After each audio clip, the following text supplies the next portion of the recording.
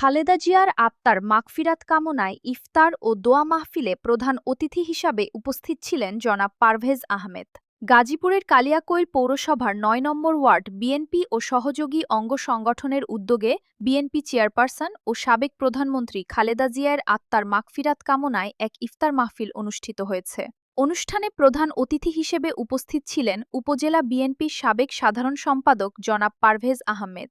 সম্মানিত অতিথি কালিয়াকৈর পৌর বিএনপির সাবেক যুগ্ম সাধারণ সম্পাদক জনাব সাইজুদ্দিন আহমেদ। ইফতার মাহফিলে সভাপতিত্ব করেন কালিয়াকৈর পৌর যুবদল নেতা নোমান সরকার। এ সময় স্থানীয় বিএনপি ও সহযোগী সংগঠনের নেতাকর্মী এবং এলাকার ব্যবসায়ীসহ গণ্যমান্য ব্যক্তিরা উপস্থিত ছিলেন।